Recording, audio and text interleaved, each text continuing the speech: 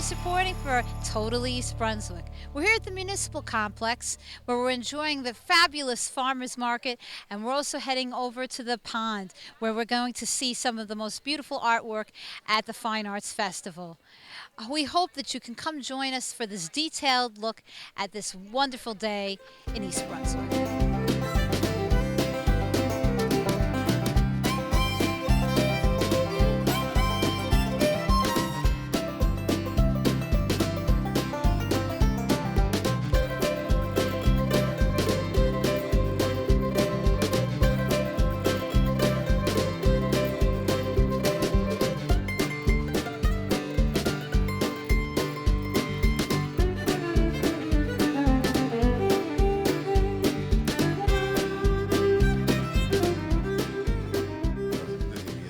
Fine Arts Festival is another great example of how the community pulls together, brings artists from around the tri-state region, and even our local artists, our students are here exhibiting their beautiful work.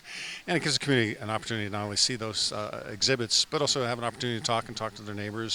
So it's a great community day. It's gorgeous outside. And I think this year we actually coupled another event. We've got the farmers market attached in the courtyard, and I think it brings additional people to the activity, and it's a great way you come out and see the arts and have an opportunity to also buy some delicious foods. I think one of the things you're going to see throughout the remainder of this year and coming years, not only with respect here at the municipal building, I think we're going to take advantage of the community arts building and do some additional activities up there. So I think you see a lot of venues. We've got the summer concerts coming up soon up at the community arts building. So there's always a lot of activities we know for our families here in East Brunswick. And a lot of opportunity to meet other folks here in East Brunswick. Absolutely. It's difficult because we don't really have a downtown where we can mingle, but we have so many activities because it is all about arts, athletics, and education here in East Brunswick.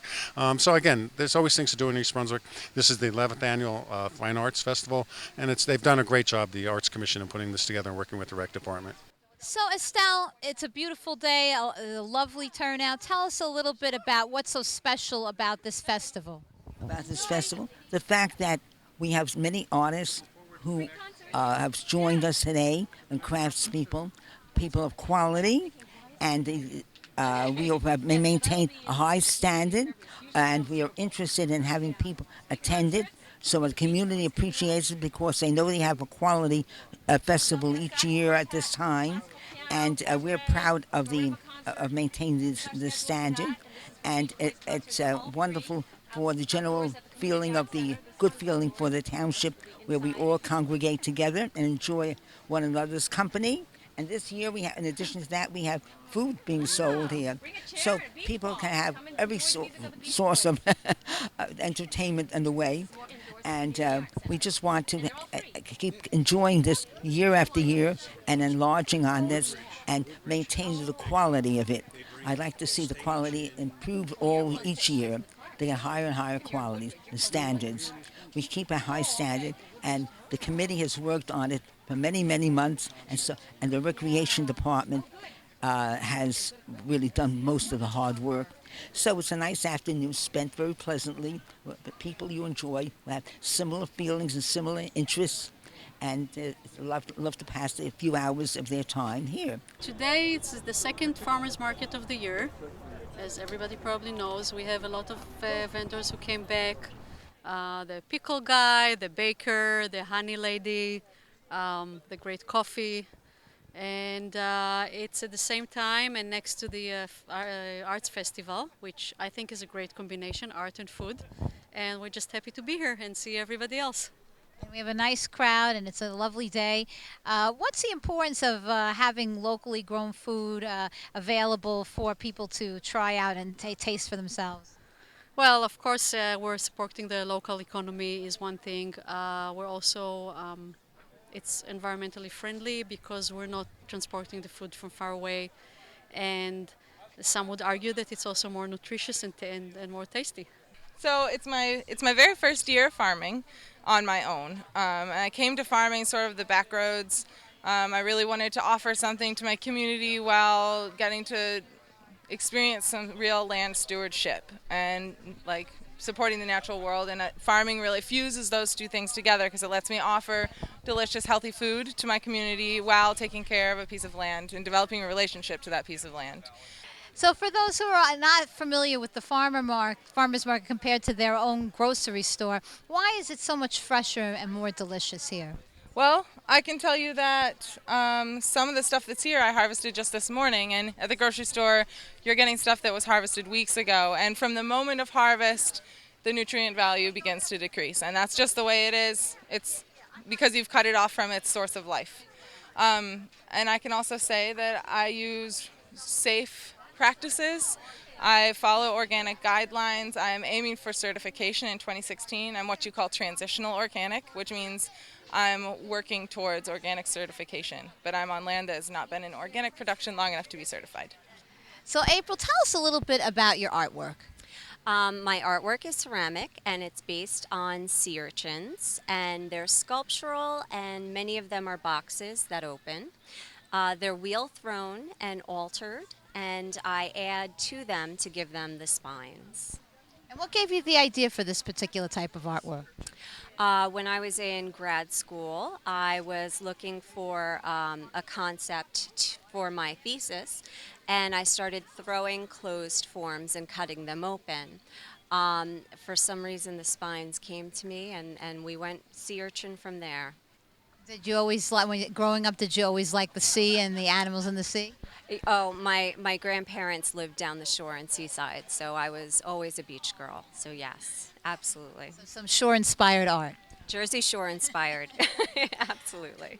So Stephanie, tell us a little bit about this beautiful artwork we're in front of. This is all collage, and it's paper on top of paper. I cut out paper, sometimes I tear paper, and then what I do is I take a toothpick and I try to outline my work. So I use a lot of toothpicks with black paint. And what is the inspiration for your A lot work? of times it's just out of my mind. Sometimes I see something in a magazine. I do a lot of flowers, but I love to do buildings. That's my whole thing, and I like to go toward a little bit of the abstract, and I like to use bright colors. How did you get started in this artwork? Well, I started later in life. My father was a graduate of Cooper Union. He never really pursued his career because World War II came. My sister's been teaching art for over 30 years.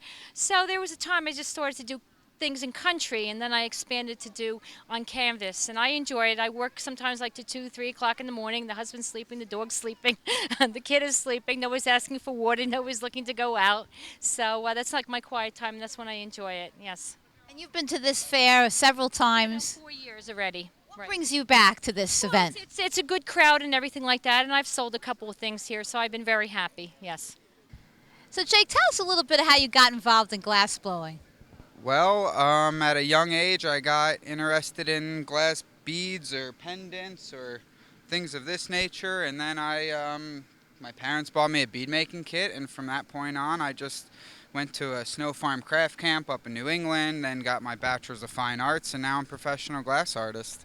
I like making everything. I like blowing glass. I do glass blowing over a torch with you. I've done over here before, and I don't know. I like to make anything. What do you like about coming to this arts festival? This is my hometown show. I love it. I know everybody. Everybody knows me, knows the family. It's great. It's really a blast. Everyone's real supportive. It's awesome. Okay, so Haley, tell us what gave you the idea to bring your artwork to the festival today? Well, I didn't really have the idea, but I was browsing the internet, and my mom saw the art show flyer. So then I asked her if I could be a part of it, and she said, of course. So that's how I ended up here. What kind of artwork do you do? It depends. Sometimes I'll do like still life or impressionism. Like that's about it. And it's pretty impressive that at your age you're familiar with Impressionism. What's even more impressive is tell us of where people who purchase your artwork today, where are you going to be giving that money to? I'm going to be giving that money to the Make-A-Wish Foundation because I'd really like to help those sick kids. Well, every time that I passed the castle, I always wondered and asked, what is that? And whoever I asked answered, it's a Make-A-Wish Foundation. It helps sick kids' wishes come true. So then that's how I got the idea. Well, that's wonderful, and we're thankful for you being here today. And what would be your message to other students who are learning to draw? Maybe they're a little concerned that their paintings aren't what they want them to be. What would you say to motivate them to continue their artwork? Well, to be confident, that's what I did, and, well, that's how I got here. So Chelsea, tell us how you got started with making jewelry. I started 13 years ago. I just started doing it, and I learned more and more, and I constantly improve my technique. And as you move along, are there different types of stones that you prefer to work with more than others? Well, there's different techniques. Like I use resin, I use copper enamel, different techniques that I never knew how to do before. And what got you interested you started as a youngster? How did you get involved in this work? Um, I was in a store, and I saw that they get jewelry from vendors, and I thought I could do that. And I started out, and then I just kept getting better and better, and using more stones and different techniques. So tell us a little bit about how the art club came about. Yeah, actually, my friend Susan Liu and I, she's not here at the moment, but she and I wanted to originally start a club at our middle school, but but we weren't able to just because of this like funds and such.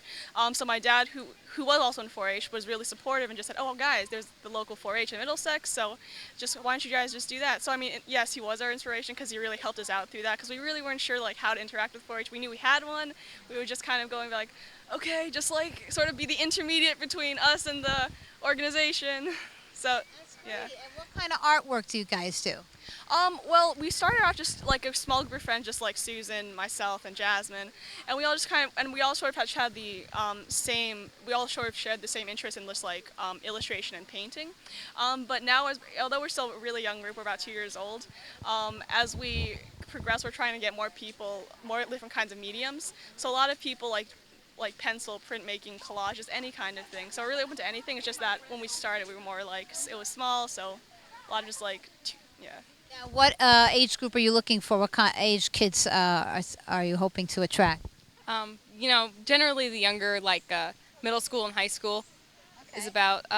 We actually have some really younger people too, like elementary school kids. Yeah. Just a couple really little kids. I really started my career in wood. I was chiseling and I felt good. I love walnut. I have quite a few pieces of walnut. There's a certain resistance in the wood when I use a chisel and I hammer a chisel into walnut. That resistance is just enough to give it a straight cut or a curve. For those of our viewers who don't know how you got started in this particular type of artwork involving tools and other items that are made of metal, how did you get inspired to use that for art? Well, actually, I'm a fine arts major. Anyone who is considering fine arts and working with sculpture, above all, should concentrate on design. Good design is important. As you work with it, and as you try a balanced design, excitement will enter into the piece and guide you. The excitement will come. And one time I just needed a certain tool or a piece of metal to continue my design, and tools came to mind, and I noticed the tools, and that's how I started to evolve. The most important thing in my work is to complete the sculpture with the viewer. Without the viewer, the sculpture is not completed. I love when a viewer recognizes something that I haven't seen. And anyone who purchased my work always says, I discovered this, I turned it around, I saw something else. And that is important. So, Antonia, tell us a little bit about every year you bring some beautiful pictures to us for the art festival. What grades are we seeing their work here today? Thank you. It's 6th and 7th grade, cycle and elective at Hammersholt Middle School. And what are some of the different varieties of artwork that we're going to see on display? There are prints, collages, some designs, sculptures, and paintings. It's a wide variety of artwork. Yes. Mm-hmm. They're all very talented, but we thought today you could tell us a little bit more about the printmaking. Sure, absolutely. There's some prints over here from 6th grade art cycle. The students basically chose and selected their special place that was very important to them. They drew out this design and then transferred it onto a rubber cutting block, and then carved from the block out their design. So there was a positive and negative. Then we inked the blocks, and they created these prints back here. They're beautiful. Thank you. And what is your advice to other students who may be concerned that they want to do artwork, but they're nervous to show it? Tell us how to motivate them. Just keep practicing. Draw, keep drawing, take a look, notice what's around you, and just breathe. Breathe, just breathe and take it easy. So we're here at your booth at the festival. Tell us a little bit about how you got started in this kind of artwork. First, when I was in China, I didn't usually use computer or touch any of these technology. But when I moved to America, and then I started to use computer to draw and draw those digital art stuff and graphic design, and I just fell in love with it. And how do you get the ideas for your subjects? Sometimes I just listen to music, or I just when I'm sleeping, I have those dreams. So when I wake up, when I still remember what those dreams are about, I just record them down. I kind of like dark and mysterious colors to see the feeling of it. And what would be your advice to young artists, other students maybe younger than yourself, maybe in elementary school, first starting to get involved in art, to pursue their dream? Well, first you gotta, I don't know, you gotta work hard, and you gotta learn how to discover beauty around you, and yeah, you maybe you wanna involve in many other like, I don't know, competitions or all that stuff. So make yourselves social, and yeah, talk to each other. So Sandy, tell us a little bit about how you got started in this artwork. Well, basically, I've been doing it since I was a kid, and it's kind of been a hobby for me. So I just kept practicing and working at it. And I went to East Brunswick High School, took a lot of art classes there in my free time. So I kind of developed a passion for it. Do it on the side, of course. This isn't my full-time profession, but I enjoy it. I love it. And what are some of your subjects usually for your pieces? I do florals, still lives, animals, people. I don't do too many portraits, but it's like miniature in a environment you wouldn't see it in. So What media do you like to use? I prefer acrylic, but I do work in watercolor. Watercolor is a lot more fun because it's a little tougher. You got to get the water and the paint just right, otherwise it doesn't come out. And is this your first time to the festival? This is my second year. Last year was quite a shock because that was my first year, and getting adjusted to interacting with people and putting up your artwork is the toughest thing that you will ever experience in these. So How does it feel this year? a lot better.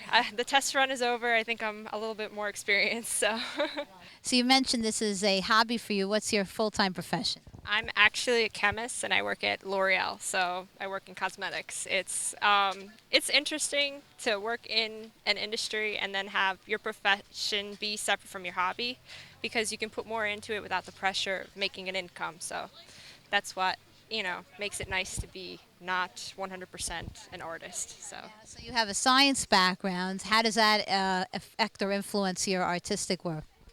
With science, the big factor is you have to be very observant and look around at your surroundings. So that improves your ability to be observant and look at things more critically and closely. So That's definitely important for an artist. yes, it's very important.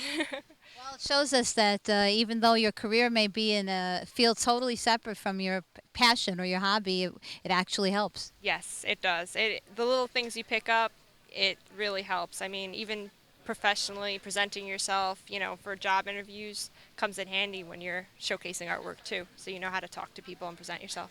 Yeah. And what advice would you have for young students who are in the East Brunswick school system who are interested in art so that they follow their dream? Keep at it, keep practicing, and just keep exploring different media, and don't restrict yourself. And when you feel like someone's telling you you can't go far, just keep trying at it, because sometimes they don't know better. You know better, so keep pushing yourself and keep practicing and taking as many classes as you can. I love to paint since I remember as a child. I used to just draw and draw, like all my textbooks, all my notebooks used to be filled with drawings. Um, my dad suggested there's an art college in India, so maybe I should, but it's really difficult to get into it. So maybe I should try getting into it, and luckily I got into it. Yeah, so I got to learn a lot of stuff there, and I got my BFA from there. So JJ School of Arts. It says school, but it's a college, and that's it. Then somehow I always.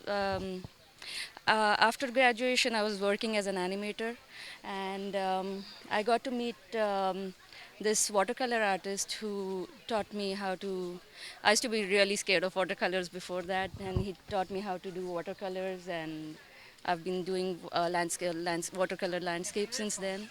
And portraits, somehow, I guess I always thought artist always knows how, like a real artist is who does portraits. Maybe I don't know how, but I always wanted to do portraits. Wonderful. Well, and how do you like the festival? Have you been here at the festival before? Yeah, this is my second year. Like after my little one started, I took a long break for them, and after my little one started kindergarten, this last year was the first time I exhibited out here, and like excited about this. Yeah.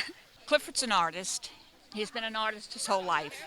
He started with clay when he was 2.5 years old. He's gone to Europe on art excursions. He went to Pratt. He went to NYU.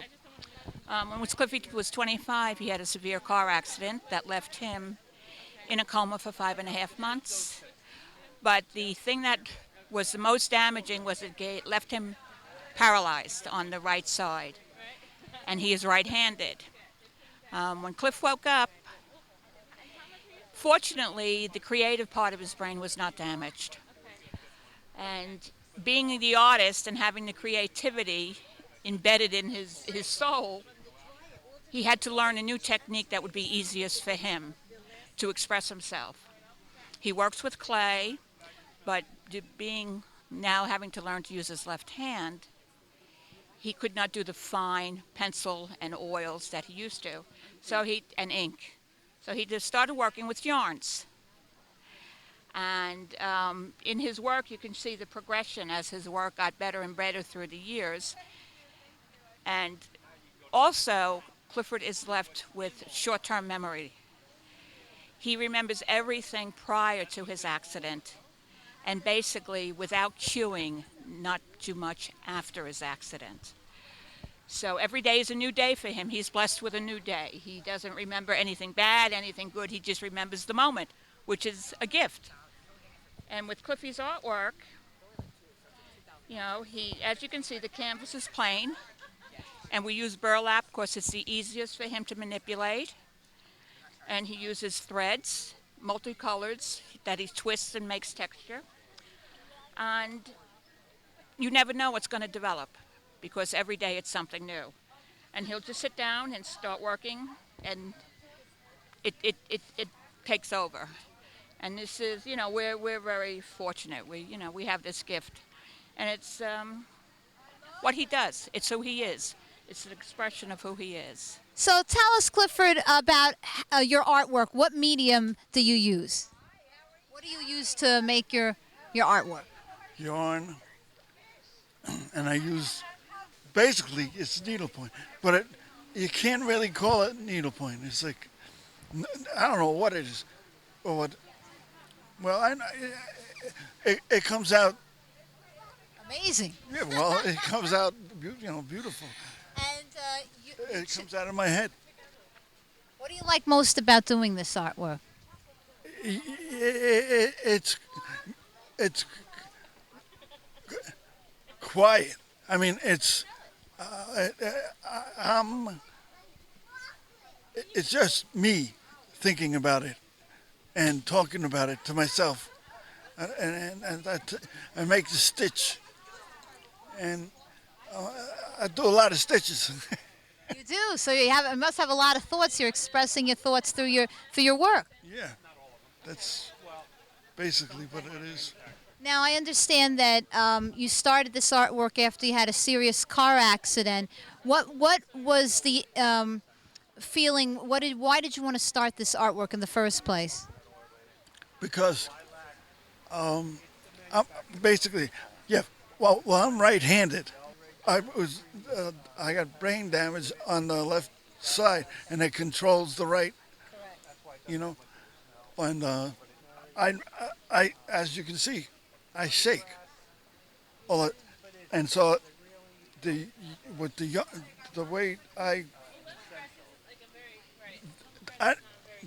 if you I draw in my mind what I want on this. Yeah, and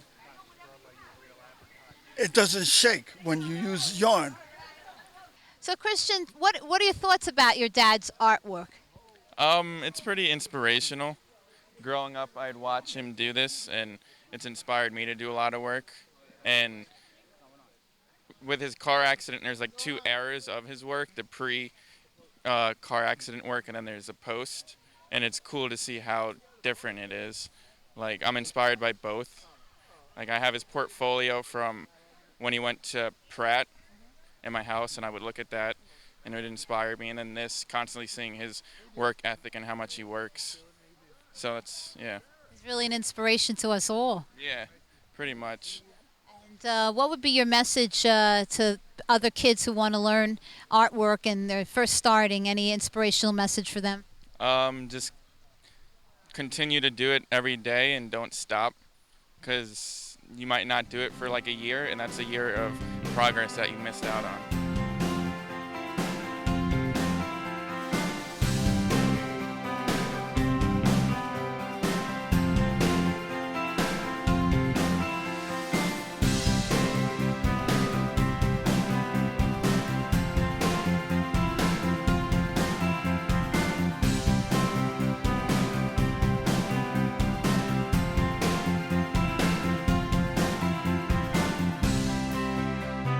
Hope you've enjoyed this wonderful day out at the pond in front of the library, celebrating two wonderful events where we had the farmers market as well as the arts festival.